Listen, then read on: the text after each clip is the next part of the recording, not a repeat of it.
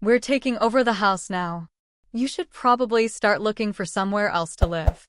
That's what my brother Josh and his wife Melanie told me, with Mom nodding along like I was just some burden to be removed. They didn't even hesitate to treat me like I was in the way. Do they even realize I've been the one paying the bills around here? Honestly, the disrespect was unreal. That was the moment I knew I had to do something. I'm Mallory, 30 years old, and currently living with my parents. After finishing college, I tried to get on my feet and find my place in the world, but things didn't click right away. At first, I relied on unemployment checks while I hunted for jobs. Eventually, I found my stride working remotely and started freelancing as an engineer, using the science background I'd studied for years. It started small, just a few gigs here and there. The money wasn't amazing at first, but it gave me experience and taught me how to manage clients. Working from home also meant I could avoid the stress of daily social interaction, which helped me rebuild my confidence. Slowly but surely, I leveled up to bigger projects, and within a year, I was making the same as someone in a full-time office job. The catch? My parents, especially my mom, didn't really get it. No matter how many times I walked her through what I did, she couldn't wrap her head around it. My dad got it, thankfully, but my mom clung to this outdated idea that if you weren't clocking in somewhere, it didn't count as real work. She'd say things like, "How much longer are you going to sit around at home?" I thought this was just a phase while you sorted out your mental health, but it's been over 2 years. You should get a job outside like normal people. No matter how earnestly I explained things, she'd still doubt me. "You're just on the computer. How do I know it's not some scam?" Even when I showed her client emails and my income statements, she'd give me that skeptical look. One time she even asked, "Is this some shady side hustle or a cult?" It wasn't, obviously. I got paid regularly, and the work was legit.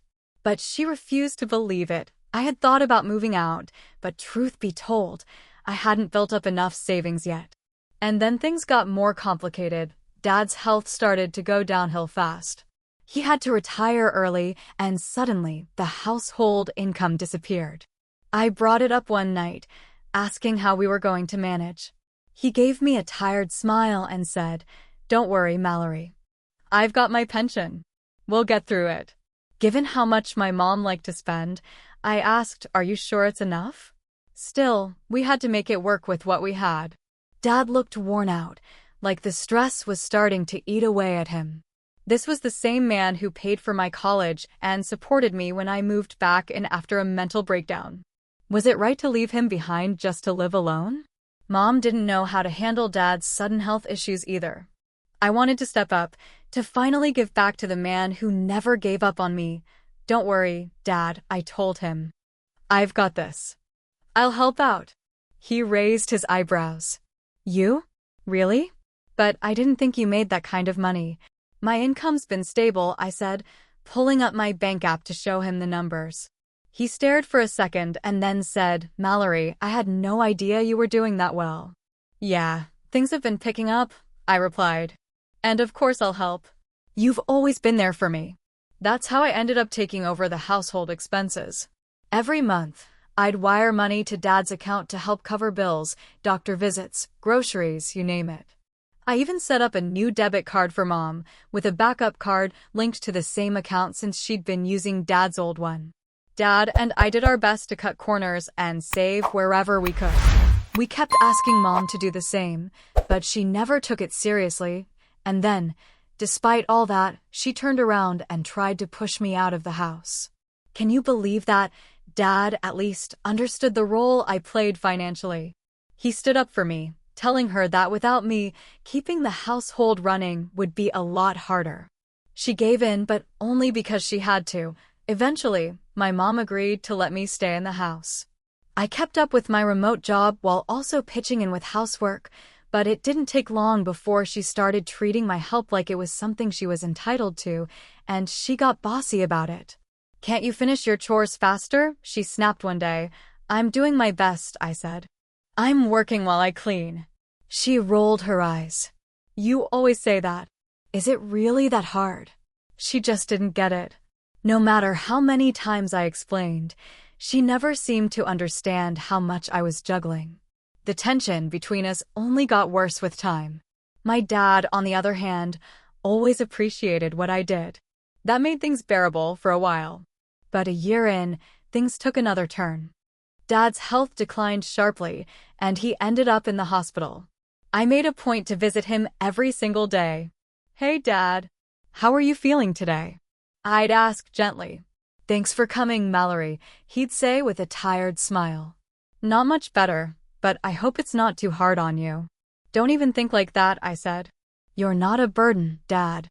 Still, he knew the tension between Mom and me was getting worse. After he was hospitalized, it felt like our relationship completely fell apart. Being at home with her felt suffocating. But I didn't want to walk away from my parents, not when they needed me. I kept thinking back to the better times, like when Mom used to make me those cute lunches in grade school or cook dinner from scratch every night. She wasn't always like this, but then everything changed. Again, one afternoon, my brother, Ryan, and his wife, Becca, showed up out of nowhere. Apparently, Mom had invited them without saying a word to me. Ryan walked in and casually announced, "We're moving in." I blinked. "Wait, what?" "Why?" he said. "Mom was worried. Thought it might be hard for you to manage the house on your own while Dad's not here." I turned to Mom, shocked, but she avoided my eyes like a guilty kid. Ryan kept going, "We'll help out, Mallory." Becca, meanwhile, gave me a look I didn't like, one of those smug little smirks. Then Mom chimed in, "Thanks, both of you. Mallory, you'll need to pitch in more if you want to keep living here." Just like that, I went from the daughter who supported the household to a tenant on thin ice. Sure, Ryan had gone to a top university and worked at a well-known firm, probably making a decent living, but I worked hard, too. I wasn't some freeloader. Living with them turned out to be a nightmare. "Mallory, why aren't you up yet? Get up and make breakfast," Becca yelled, pounding on my door at 7 a.m. "I've been up." "I'm working," I called back. Mornings were actually my most productive hours, and I hated interruptions during that time. "Really? Then move it and make breakfast already." "Do I seriously have to do everything?" I asked, already getting frustrated. In our family, breakfast was usually chill. Everyone made what they wanted, when they wanted. But with Mom and Becca around, that idea went out the window. Becca snapped, "We live together now, so everyone has to pitch in." Fine. I helped make breakfast, soft scrambled eggs, a green salad, buttered toast, and some nice sausages. Nothing fancy, but totally decent. "But that wasn't enough. This is it?" "That's all," Ryan said, looking at the food like it was some insult. "If you don't like it, don't eat it," I muttered. I'd had enough. They both looked stunned. "What's with the attitude?" Becca barked. "You think you're too good to help? This is unacceptable." "I do help," I said. "But I also have a full-time job." "A job?" Ryan laughed. "What kind of job? Are you serious right now?" They didn't even try to hide their judgment. With Mom influencing Ryan and Becca backing him up, it felt like I was being ganged up on. I didn't even answer. I packed up my laptop, grabbed my things, and walked out the front door. "Where are you going?" Ryan called after me. I ignored him and headed straight to the hospital. When I walked into Dad's room, he looked up, surprised. "Mallory? What's going on? You look upset." I sat down and told him everything. He listened quietly, then let out a sigh. "I had no idea they were planning to move in," he said, shaking his head. "I'm sorry, Mallory." "It's okay, Dad," I replied. I don't know what to do anymore." I looked at his tired face and thought about how much easier things were when he was around the house, how much calmer Mom used to be. Now it felt like everything was unraveling. With Ryan living at the house, my dad gently told me, "You don't have to stay where you're not welcome, Mallory. I just want you to be happy. Live your life for yourself." "Thanks, Dad," I said, deeply moved by his support. His encouragement gave me the push I needed. I decided it was finally time to move out. But when I got home that evening, I walked right into a tense standoff. My mom, Ryan, and Becca were sitting in the living room looking like they were ready for a courtroom showdown. Where were you? Ryan demanded. Aren't you supposed to be at work? I asked, confused. I took the day off. Because of you. I blinked. You took a day off for that? I couldn't believe it. For someone who claimed to be so responsible, skipping work over a personal grudge seemed pretty immature. Their voices began rising quickly, turning the room into a pressure cooker. You need to get out, Ryan suddenly blurted. What? I said, stunned. From now on, the three of us are living here. If you don't like it, you're free to leave. We don't need you hanging around acting like you're doing us a favor. My jaw clenched. My own brother, along with his smug wife, was basically kicking me out of the house I'd been helping keep afloat. Mallory, that's enough, Mom chimed in coldly. You don't need to be here anymore. Your father's gone. Gone. She said it just like that, like he didn't matter. Like I didn't. Her words hit harder than I expected. Did she even understand how much I'd been covering financially? All those luxury brand purchases she made each month. How did she think she was affording those? The more I thought about it, the angrier I got. I had explained my role in supporting the household countless times, but they never listened. They treated me like a nuisance. I'd had enough. So I decided to teach them a lesson quietly. First, I moved all the money out of the account that was linked to the credit card Mom used. I put it into one I controlled. I figured she'd be in for a rude awakening next time she tried to swipe her card. Next, I shifted some funds out of Dad's account, the one I'd been using to cover major household expenses, and moved them to a separate account I also managed. I left only what was needed for his medical bills, which were drawn from a separate insurance-linked fund Mom didn't even know about. With that done, the financial weight of running the house would now fall squarely on Ryan and Becca's shoulders. I had no idea how much Ryan really made, but I was sure the pressure would hit him fast. After taking care of all the logistics, I packed up my things and walked out into the living room. I'm leaving, I said flatly. They all stared at me like I'd just spoken another language. For all their taunts and threats, they clearly never thought I'd actually go through with it. Becca even smiled. Finally, you were always so difficult. Don't come crawling back. Don't worry. I won't, I said without emotion. And don't contact me, either. Their fake relief and smug expressions were almost funny. But as I shut the door behind me, I couldn't help but smirk to myself. Let's see how they handle things now. My new place was peaceful, quiet enough for me to focus on work, rest when I needed, and finally live on my own terms. It felt like I could breathe again. Sure enough, a few weeks later, my phone rang. Ryan's name flashed on the screen. I picked up, already annoyed. I told you not to call me. What do you want? He sounded flustered. Hey, yeah, sorry, but I need to ask something. Oh, what is it now? We didn't realize. I mean, you didn't tell us. I did tell you, I said calmly. I told all of you multiple times that I had a job. But none of you believed me, remember? Well, Mom said a lot of things, and I got kinda mixed up. So really, it's not my fault. Right, I said, not bothering to hide the sarcasm. I mean, the money situation's getting rough. Mom's been spending a lot, and, well, things are tight. I waited for him to finish, but I was already one step ahead.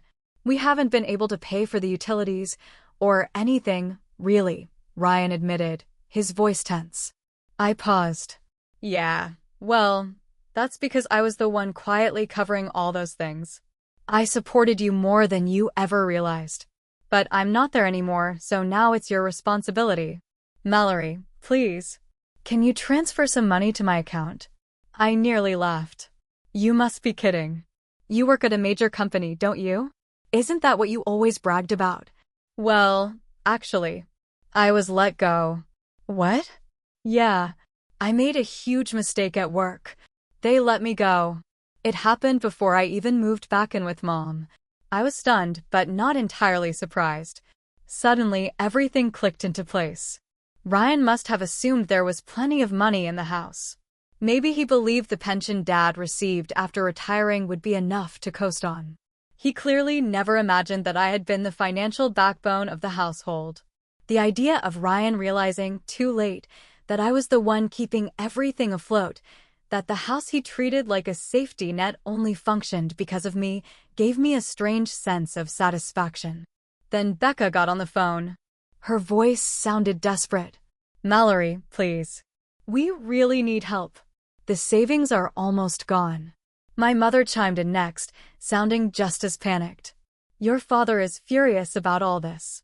He's completely pulled out. He said he's done supporting the household. We don't know what to do."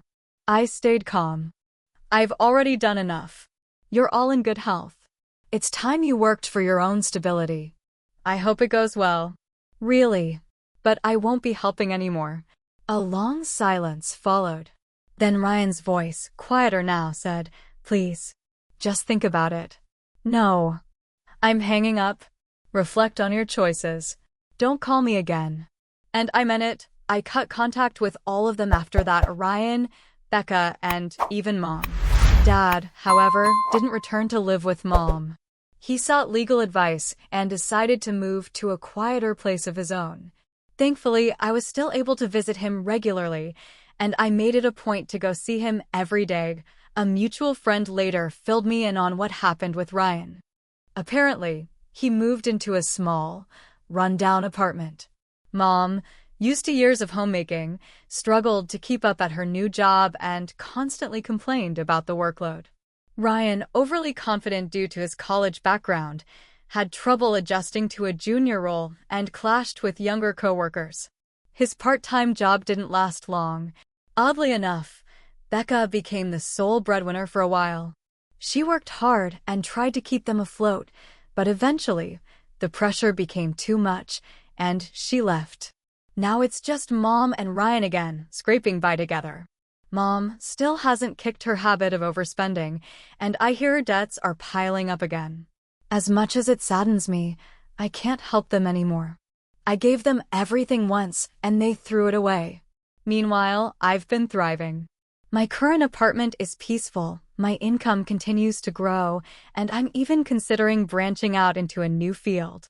But more importantly, I get to spend time with my dad. Every day, I see him smile, and that makes all the difference.